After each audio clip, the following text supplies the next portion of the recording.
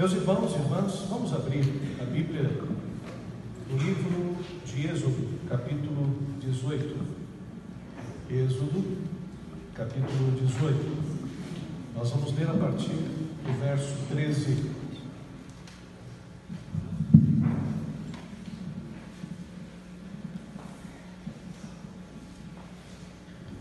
Nós estamos numa sequência de pregações, de mensagens no livro de Êxodo.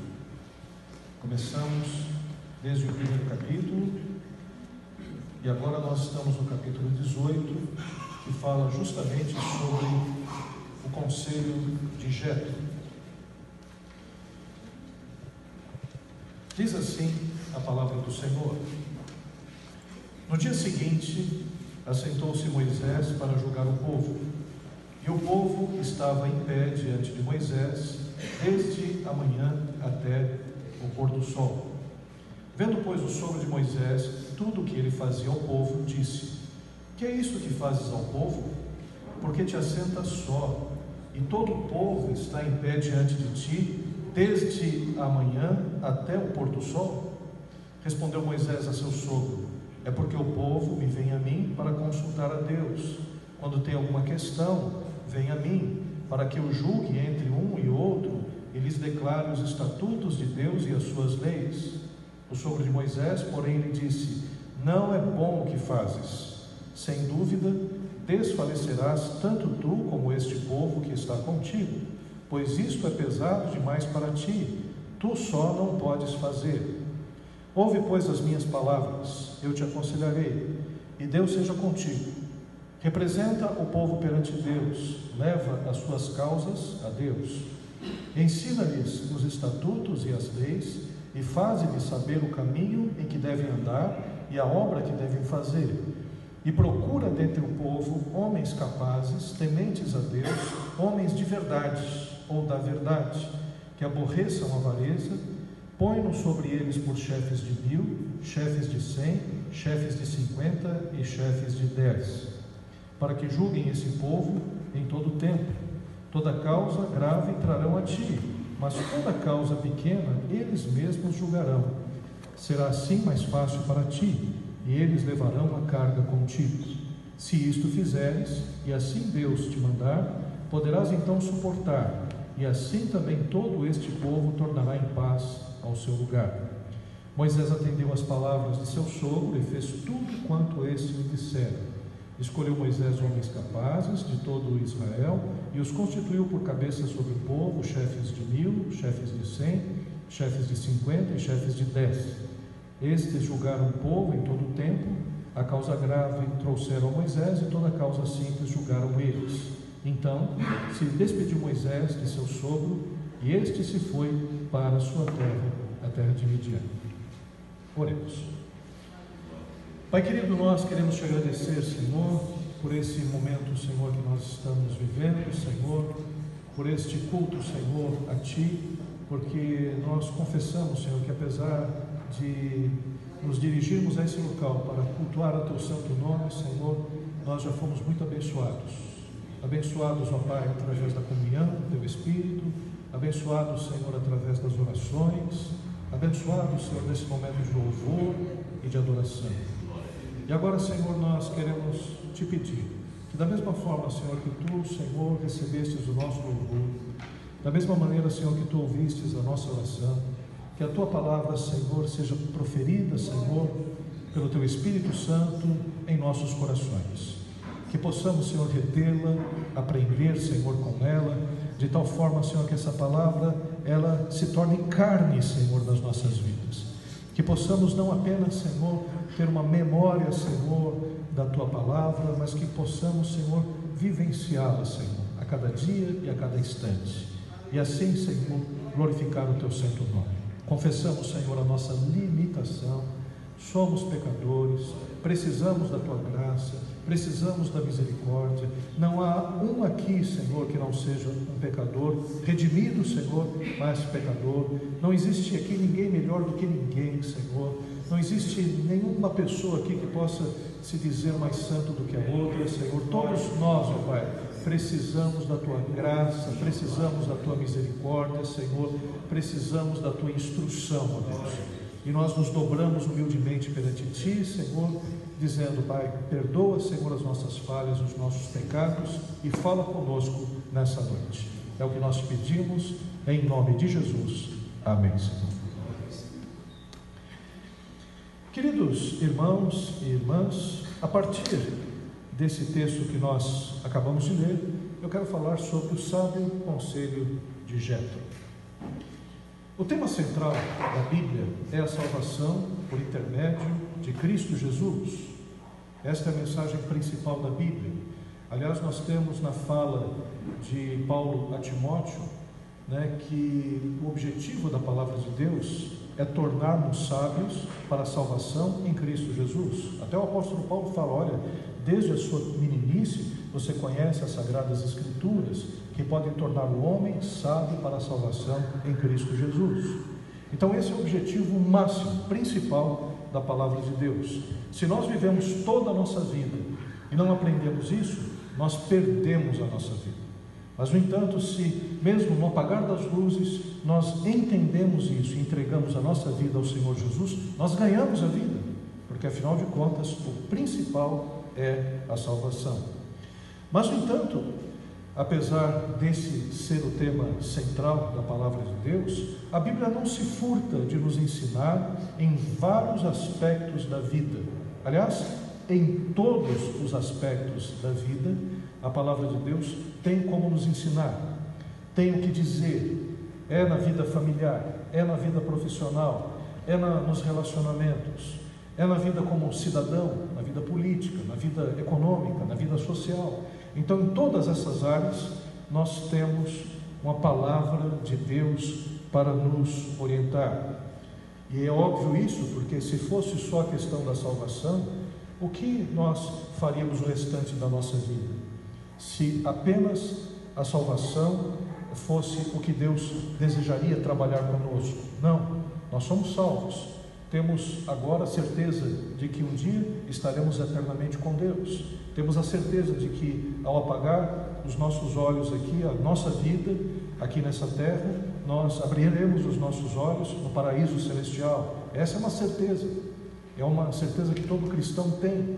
Por isso, nós podemos descansar nessa realidade. Mas até esse momento em que nós partirmos, em que Deus nos recolher, nós temos uma missão, nós temos um trabalho a realizar.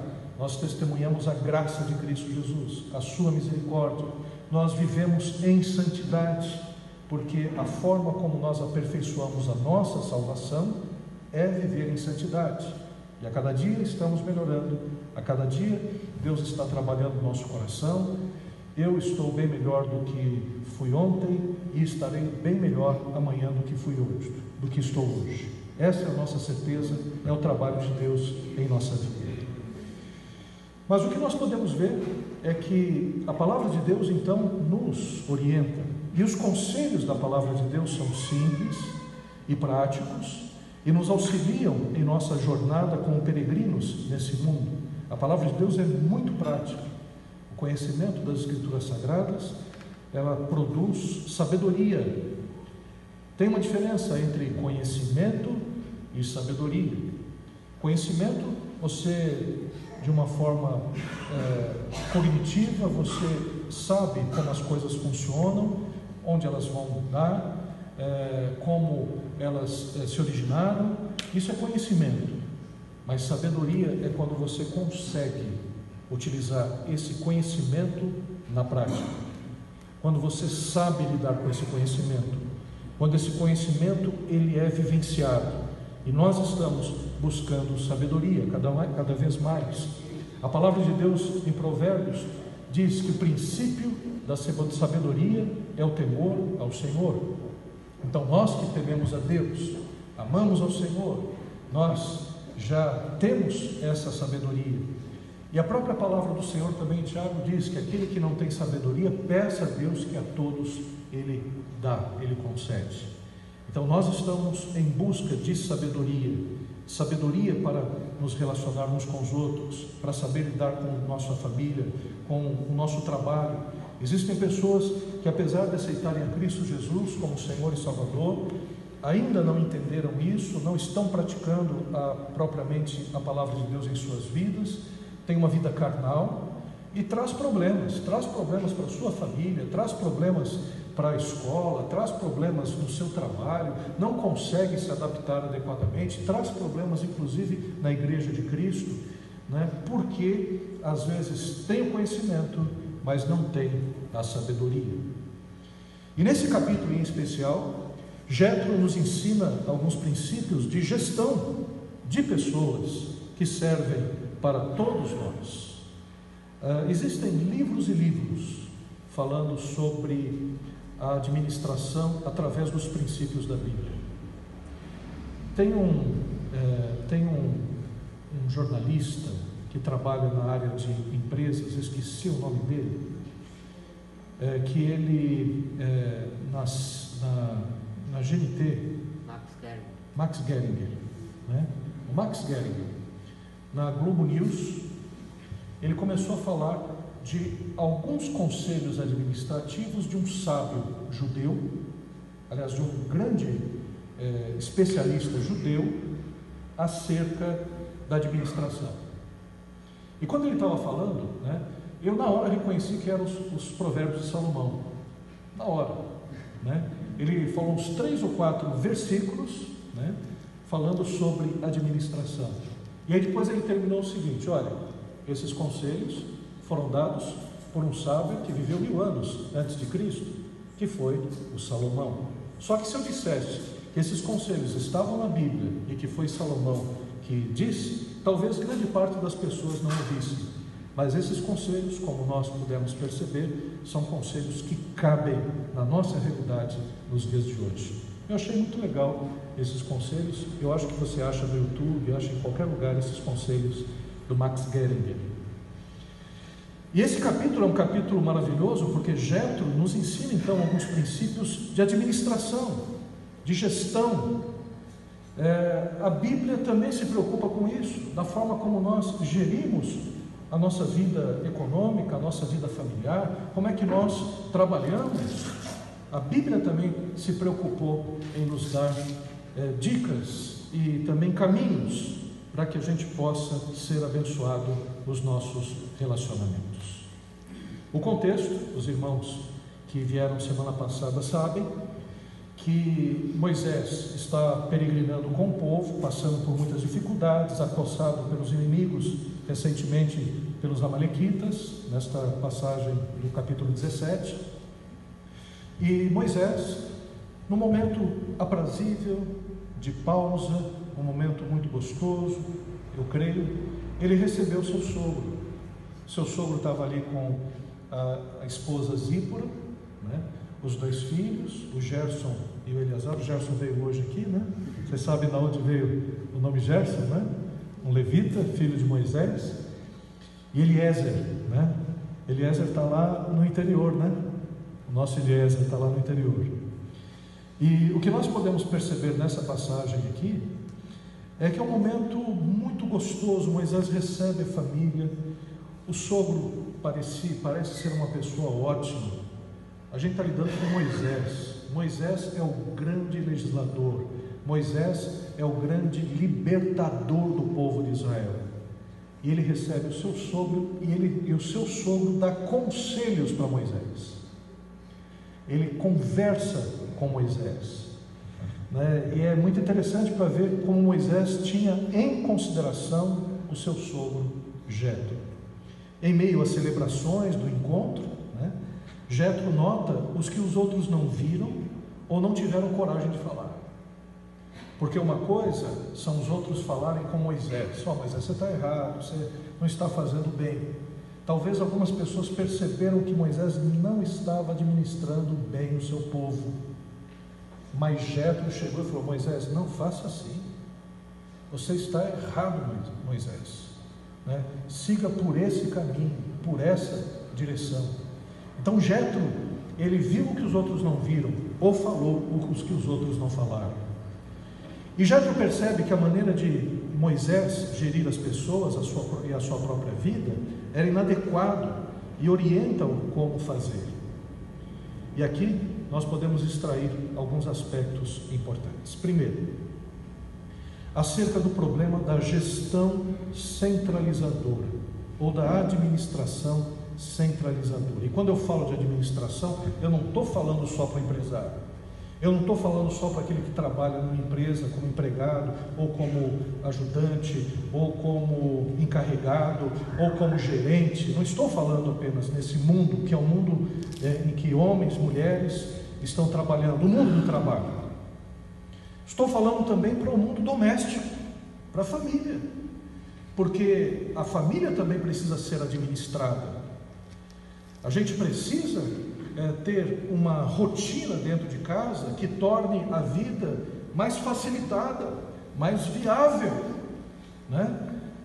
A gente percebe que o Evangelho, ele veio para mudar a vida da gente em vários aspectos também, não só no nosso aspecto espiritual, mas ele vai se enraizar também nos nossos relacionamentos, na nossa vida, e vai produzir transformações. Então, por exemplo, é muito comum, às vezes você vai visitar uma pessoa, mas uma casa extremamente desorganizada, a criança chega, sai peladinha, né, com o nariz escorrendo, né, para lá e para cá, né? A menina com o quarto, né, bagunçado, né, as coisas todas bagunçadas, a mãe com aquela pia desse tamanho, cheia de coisas, né? E o pai com a camisa por passar, né? Ou às vezes nem tem uma camisa, né? O cachorrinho fez o cocô ali, está um cheiro horroroso a casa, né? Ninguém aguenta, né? E você percebe que o que está faltando nessa família é gestão, é administração. A vida está complicada nessa casa, né? Eles estão tropeçando em si mesmos, e é claro, não é fácil. Não é fácil você ter uma casa organizada quando você tem 2 crianças pequenas, ou 3 crianças pequenas, né? Não é fácil organizar uma casa quando você tem alguns adolescentes que não cooperam, né? É difícil. Mas o que esse texto nos ensina é que a gente tem que começar a pensar numa gestão, numa administração que possa facilitar a vida da gente. Porque se isso não facilitar, por exemplo, até as coisas prazerosas ou os nossos compromissos nós não conseguimos fazer. A gente não consegue chegar, por exemplo, na igreja, não consegue fazer as coisas relacionadas ao nosso ministério, a gente não consegue desenvolver um trabalho na própria igreja de Cristo, a gente não consegue também desenvolver bem o nosso trabalho na empresa, porque está tudo por fazer, está tudo bagunçado. E nesse caso, Moisés, ele era centralizador, talvez em virtude da sua importância como guia e legislador do povo. Ora, não havia ninguém mais importante, digamos assim, do que Moisés para aconselhar o povo. Porém, a centralização dele, excessiva, impedia que seu trabalho como juiz fosse bem sucedido. Imagine a situação, ele tinha uma multidão, gente, para aconselhar. Era uma multidão, 600 mil homens. Multiplica isso por 4, incluindo a esposa, incluindo as crianças, às vezes outros agregados, e você vai perceber que você tem mais de 2 milhões e 400 mil pessoas a 3 milhões de pessoas ali. E Moisés julgando todo mundo, pelo amor de Deus, né? Então ele chegava de manhãzinha no pôr do sol, o pessoal fazia fila naquele sol do deserto, esperava, e Moisés julgando caso a caso, né, durante toda a manhã. Isso estava se tornando evidentemente insustentável, as pessoas estavam incomodadas. E o que a gente pode perceber? Moisés era centralizador, e existem várias causas que impedem uma organização mais participativa, mas talvez a pior delas é o perfeccionismo narcisista. A gente não quer que as outras pessoas façam, a gente acha que sabe fazer melhor do que qualquer um. Moisés tinha uma característica, parece que o temperamento de Moisés era melancólico mesmo. E quem é melancólico aqui sabe do que eu estou falando, porque o melancólico é perfeccionista. Eu conheci uma jovem que era melancólica, e melancólica com a característica forte do perfeccionismo. Ela tinha um pano de prato para cada dia da semana, gravado. Estava ali, bordado. E colocava ali o pano de prato da segunda, da terça, da quarta, da quinta e da sexta. Isso parece muito bonito, parece muito organizado, mas imagine isso em tudo que ela fazia. Tudo. Então, claro, as coisas para elas eram perfeitas. E uma pessoa que faz as coisas perfeitas demais sofre. Sofre porque o cachorrinho não é perfeito. A criança também, ela não vai fazer as coisas totalmente de acordo com aquilo que a pessoa quer. O marido também vai ficar louco, principalmente se ela casar com um marido, digamos, sanguíneo, desorganizado, né?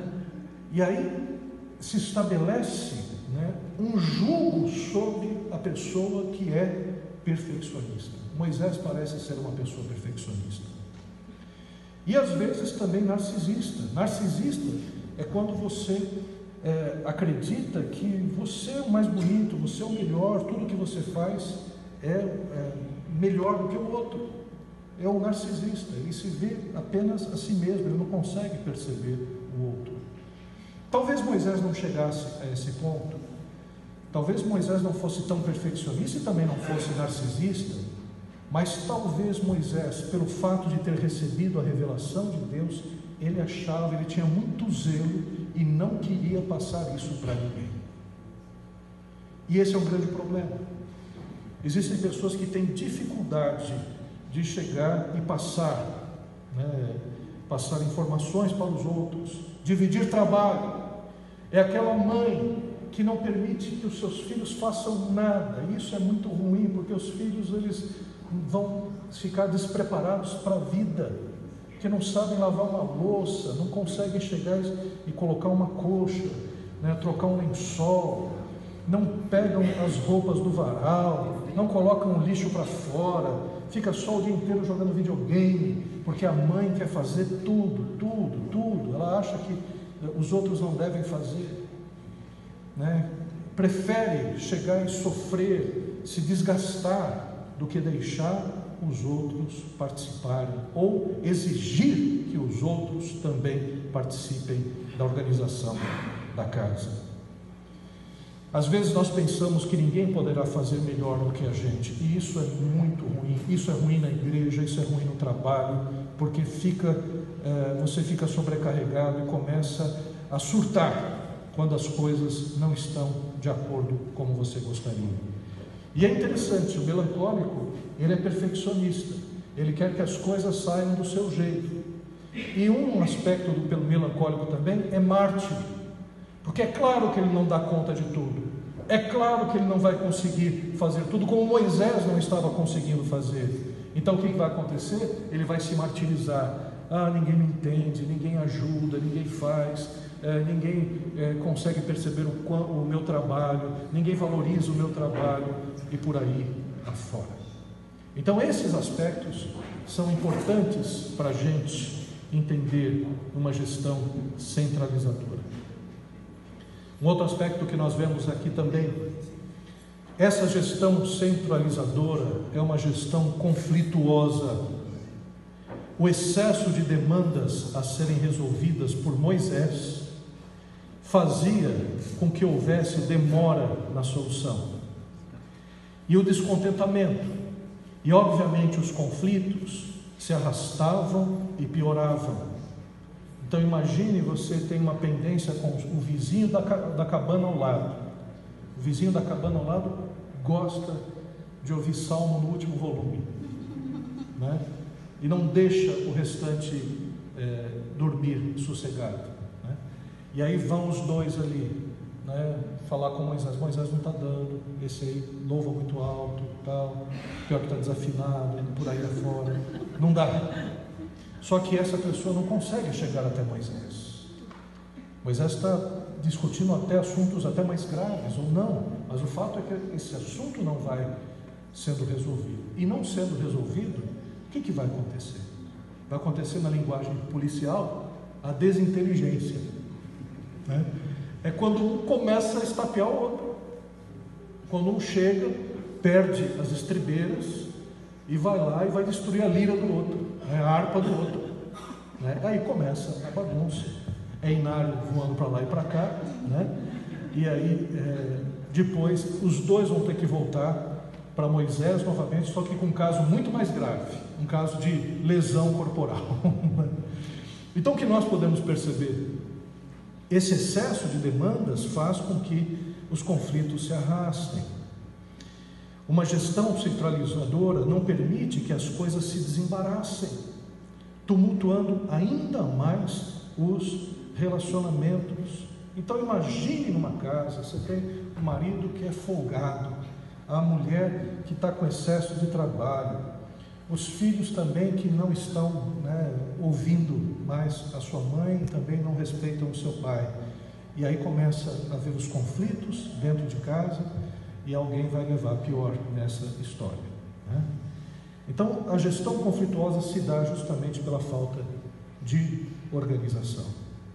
Agora, no entanto, Jétro chega e começa a dar algumas direções para Moisés. E a primeira direção que Jétro dá a Moisés é: Moisés, prioriza o sacerdócio. Você vai até Deus, busca entender a vontade de Deus e leva as causas de Deus, as causas do povo para Deus. Então a primeira coisa que nós podemos perceber é que Moisés estava ultrapassado na forma de gerir, estava sofrendo e fazia os outros sofrerem. E Jétro começou a falar: Moisés, vamos priorizar. O que é mais importante na sua vida? Você, como legislador do povo, pessoa que fala diretamente com Deus, o que é mais importante? Você falar diretamente com Deus ou ficar resolvendo cada querela, cada probleminha que marido e mulher, ou criança e também pai e outros tiverem? Você precisa chegar e ter um relacionamento com Deus de qualidade, porque você vai levar as causas do povo para Deus, depois você vai trazer a mensagem de Deus para o povo, porque você é sacerdote. Aqui tem uma dica que não serve só para Moisés, serve para a gente. O mais importante para Moisés era conhecer a vontade divina, para assim servir melhor o povo. O seu papel de sacerdote era primordial. Agora vamos entender uma coisa: onde está a nossa vida espiritual? Como está a nossa vida espiritual? Será que a nossa vida espiritual é de qualidade? Ou a gente se perde com as muitas coisas? Será que a gente tem tempo para ouvir Deus falar ao nosso coração através das Escrituras Sagradas, numa leitura devocional? Será que a gente tem aquele momento de oração, em paz, para que a gente comece o dia ou termine o dia? Ou nem isso está dando para fazer? Porque se a gente não tiver esse relacionamento com Deus, o resto vai ser reflexo desse mau relacionamento. O resto vai ser complicado, a gente vai ter dificuldade de entender esposa, esposo, filho, filha, e também de entender o patrão, entender os colegas, entender as pessoas que estão ao nosso redor. Então Jétro dá um conselho que para nós é fundamental: arruma a sua vida devocional. Isso é muito importante para você. Isso é muito importante para os seus relacionamentos. E é mesmo. Porque uma coisa é nós lermos a palavra no domingo, que é um alimento para a nossa alma, mas além de ler essa palavra, ouvi-la e também ficar inspirado com ela, é necessário a gente chegar e aplicar essa palavra, pensar nela durante a semana, fazer as orações necessárias, porque a gente vive num mundo em que aquilo que a gente vê agora, a gente esquece amanhã. É assim. É assim. Você vê, as notícias se sucedem numa velocidade impressionante. Até pouco tempo o Lula estava na cadeia. Hoje pouco se fala do Lula, se fala mais de outras pessoas, agora dos outros candidatos ao governo. Até pouco tempo o coreano do norte estava em briga com o americano, o Kim Jong-un estava em briga com o Trump. Parecia que a Terceira Guerra Mundial ia começar, e o Kim Jong-un de uma hora para outra falou: não vou mais jogar bomba. Não vou mais jogar bomba, cansei, não vou fazer mais míssil. E o Trump chegou: joia, é isso aí mesmo, era isso que nós queríamos e tudo. Acabou. Olha, deu raiva até de orar por esse povo, gente.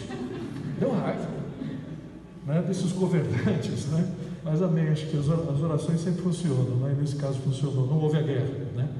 Mas o que a gente percebe é que as coisas passam muito rapidamente, e com Deus, com relacionamento com Deus, relacionamento com o esposo, relacionamento com a esposa, relacionamento com os filhos, a velocidade é outra.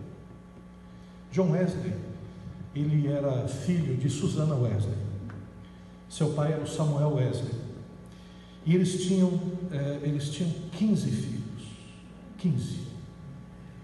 E a Susana Wesley conseguia tempo para conversar com os 15 individualmente todos os dias. Pensa o que é isso? Essa mulher não fazia nada o dia inteiro, só ficava conversando com os filhos. Não era assim não. A Susana Wesley, quando ela estava cozinhando, ela chamava um filho, uma filha, para ajudar na cozinha e conversava com ela ou com ele. Ela estava fazendo uma outra coisa, arrumando as roupas, chamava outro filho para ali estar junto e perguntava como é que foi o seu dia, o que você está fazendo, né? E você brigou com o seu irmão, não faça isso, não sei o quê. E ela fazia isso de uma forma impressionante. Eu não tenho essa capacidade da Susana Wesley, acho que poucos têm. Mas o que a gente pode perceber é que há possibilidade de a gente se organizar melhor. E relacionamento a gente tem que priorizar mesmo. Eu estou vendo isso com uma pessoa muito querida, que saiu de casa, estava com problema com seus pais, e depois foi para outro lugar, né? E ali ele está sendo obrigado a se relacionar com as outras pessoas e está melhorando o seu relacionamento. Então, às vezes a gente não conversa com os filhos, não conversa com o esposo, não conversa com a esposa, não conversa com Deus, e a gente apenas está administrando conflitos, apenas isso. Então, vamos priorizar o nosso sacerdócio. Nós todos somos sacerdotes. Martinho Lutero escreveu um livro falando sobre o sacerdócio universal de todos os crentes. E é verdade, nós somos sacerdotes, todos nós. No Antigo Testamento haviam apenas os sacerdotes da tribo de Levi, mas quando o Espírito Santo foi derramado no Novo Testamento, nós todos nos tornamos sacerdotes. Antigamente o Espírito Santo só vinha sobre rei, sacerdote e profeta. No Novo Testamento, no surgimento da igreja, o Espírito Santo é derramado em toda a carne. Jovens, velhos, servos e servas, todos nós, o povo da igreja, ele é um povo sacerdotal. Nós somos raça eleita, povo santo, sacerdócio real, todos nós. Uma criança de 5 anos que aceitar Jesus Cristo como Senhor e Salvador, já pode falar para o seu amiguinho, já pode ajudá-lo na vida espiritual dele, já pode. Uma pessoa que com 80 anos aceita Jesus Cristo como Senhor e Salvador, pode chegar e aconselhar as pessoas e pode servir de sacerdote do Senhor naquele lugar. Por quê? Porque é a habitação do Espírito Santo de Deus. Nós somos a habitação do Espírito Santo de Deus. Amém, queridos? Então, por isso, é importante priorizarmos o nosso sacerdócio. Um outro aspecto que nós vemos, que Moisés ouve de Jetro, Jetro chega e diz: olha, ouve as minhas palavras, faz o seguinte, ensina o povo os estatutos e as leis, e faz-lhes saber o caminho em que devem andar. Ensinando a lei ao povo. Moisés não conseguia instruir o povo na lei do Senhor, pois estava ocupado na aplicação da lei para o povo. E Jetro propôs uma outra agenda, uma agenda pedagógica, para que o povo pudesse conhecer a lei. Moisés não estava ensinando a lei, olha que absurdo, né? Moisés recebeu a lei, estava julgando o povo em relação à lei, mas ele não estava passando essas instruções para o povo. E a educação é o maior bem que uma sociedade pode legar para o cidadão e um pai para o seu filho. Se existe uma coisa que nós podemos fazer de bem para as crianças, é ensiná-las, é dar uma boa educação, porque essa boa educação vai gerar frutos. E em se tratando da palavra de Deus, muito mais, porque a Bíblia diz: ensina a criança o caminho que ela deve andar, e quando ela crescer, ela não vai se desviar. Nós precisamos ensinar o temor do Senhor para as crianças, e muito cedo, muito cedo. Não tem essa história de chegar e dizer: não, eu vou esperar meu filho crescer para depois ensinar a palavra. Ele já está aprendendo outros valores. Eu estava vendo até um aplicativo Sim, que é um bonequinho que conversa com você.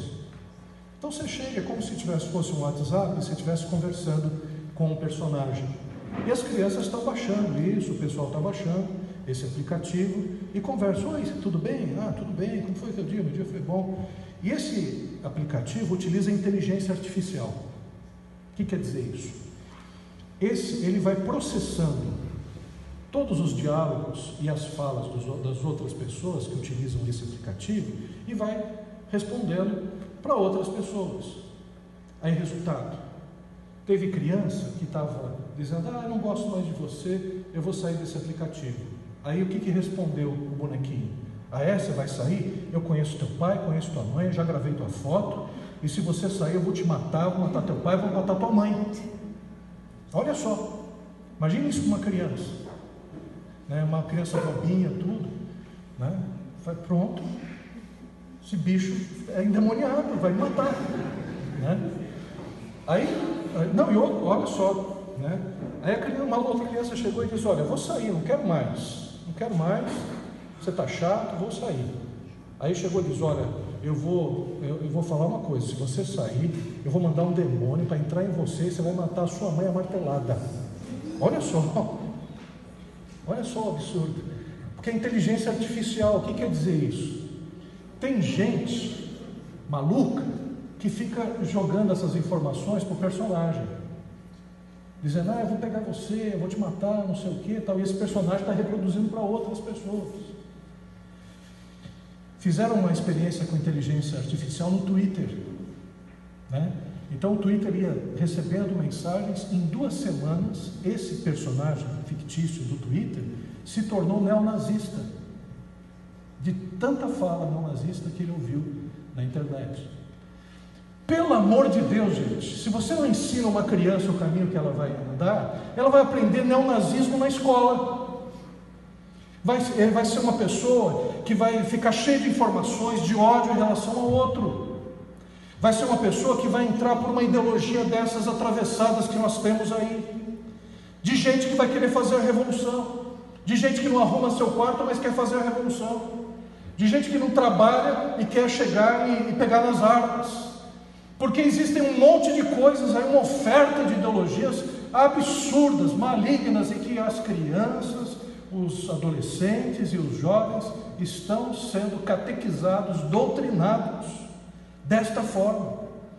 Então a educação, ela é uma prioridade na nossa vida. Nós precisamos ensinar o povo, ensinar as crianças, ensinar na igreja, falar da palavra de Deus a tempo, a fora de tempo nós devemos pregá-la, porque senão este mundo vai estragar muita mente, vai estragar muita gente. A palavra de Deus nos ensina, em Romanos capítulo 12, que nós temos que ter a mente de Cristo. Nós devemos experimentar a renovação do nosso entendimento, porque o que nós recebemos de informação, grande parte dessas informações não prestam, só servem para semear a contenda, semear o desamor, semear o ateísmo, semear a discórdia, que é o que nós vemos por aí.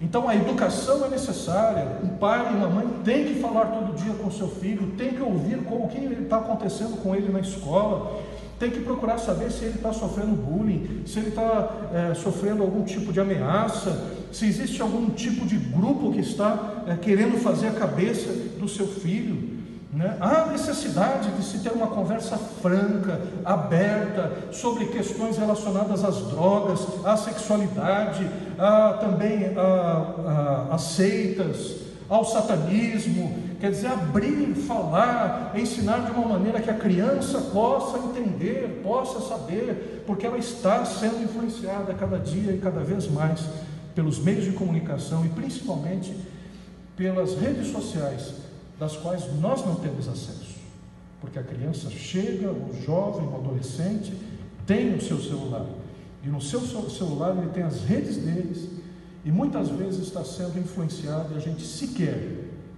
tem acesso a esse tipo de informação. Então devemos ensinar a palavra de Deus, e também o conhecimento secular, pois tanto a palavra de Deus e o conhecimento secular são fundamentais para fazer com que o homem escape das armadilhas da miséria. Se você não der condições para o seu filho hoje, ele vai ter mais dificuldade amanhã. Ele vai se sentir mais limitado.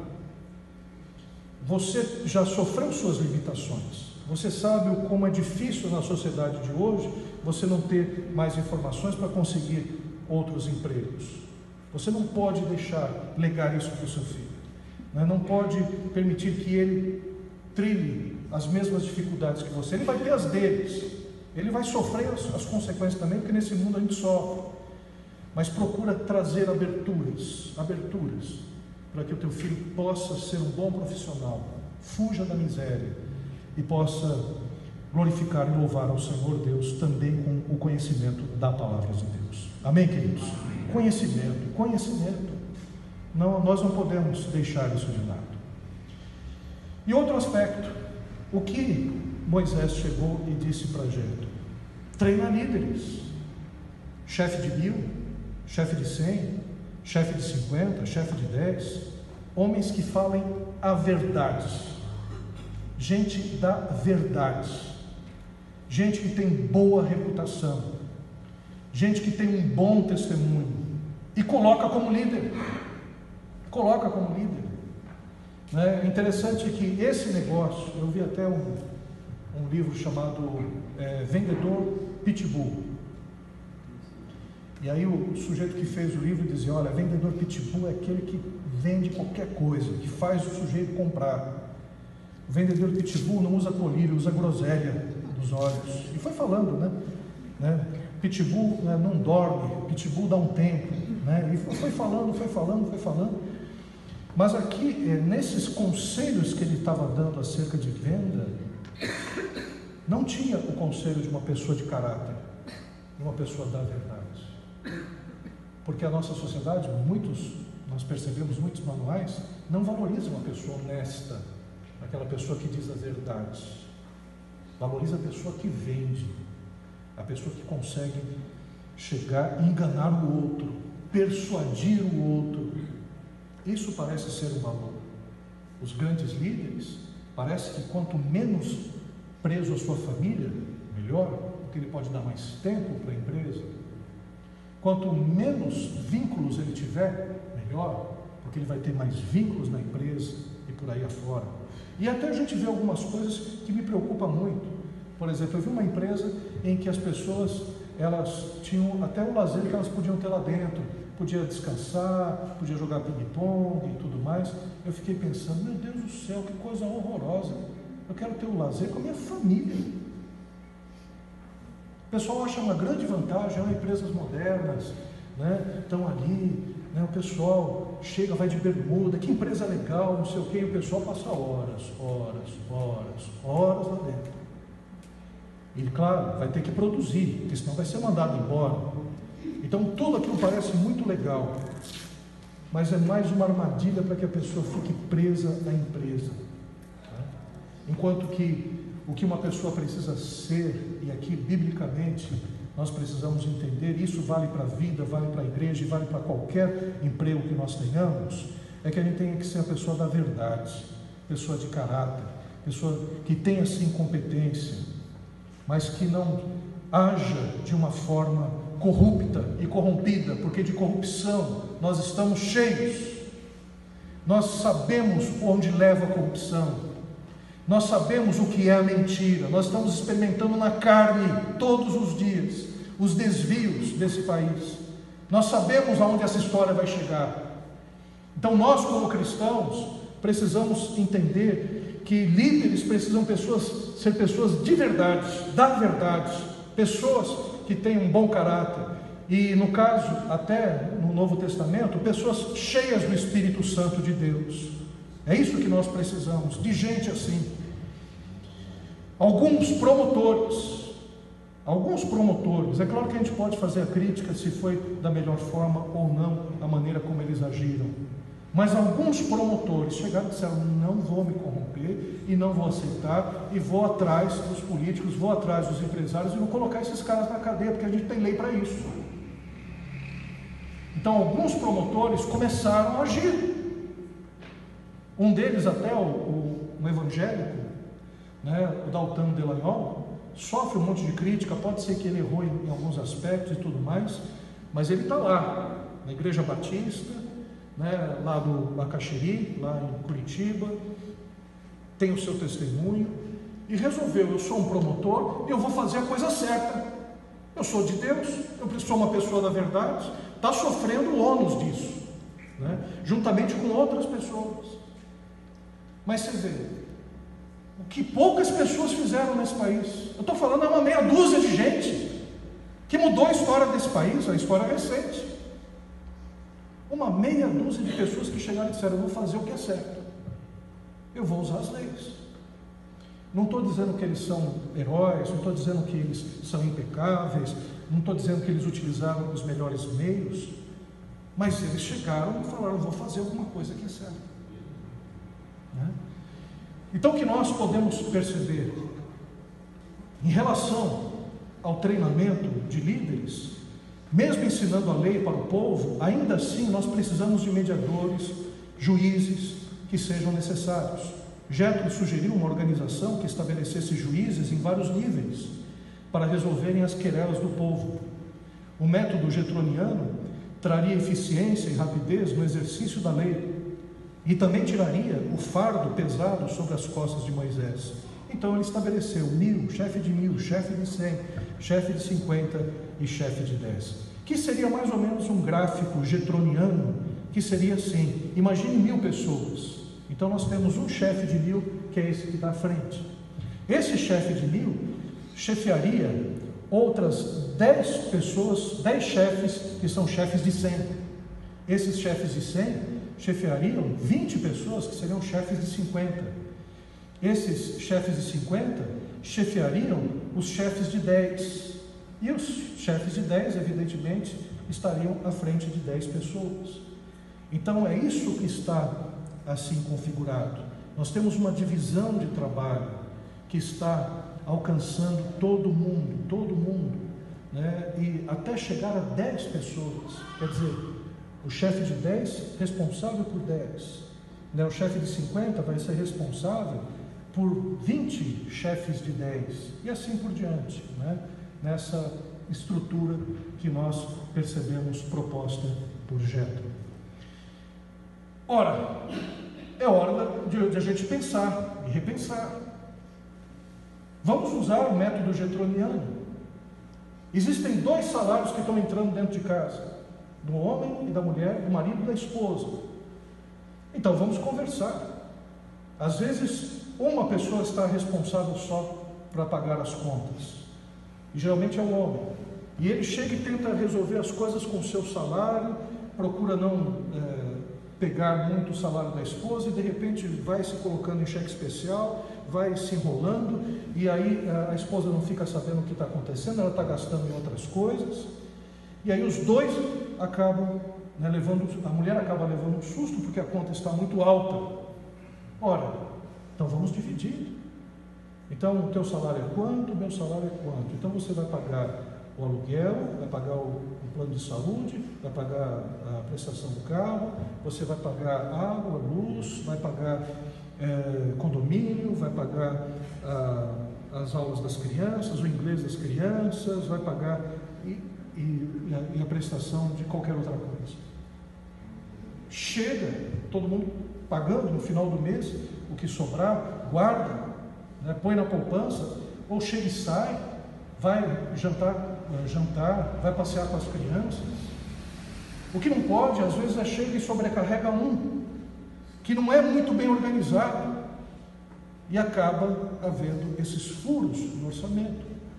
A mulher está se acabando dentro de casa, então vamos dividir, né? Coloca homem e mulher trabalhando dentro de casa, porque isso vai fazer bem para o homem.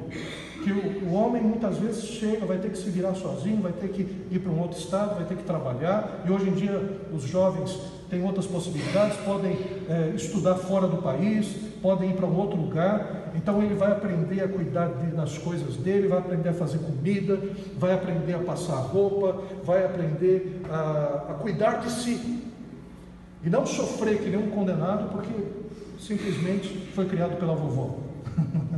Como alguns são filhinhos, nem filhinhos da mamãe, são filhinhos da vovó, né? Netinhos da vovó. Então tudo isso é necessário, né? Usar o método getroniano.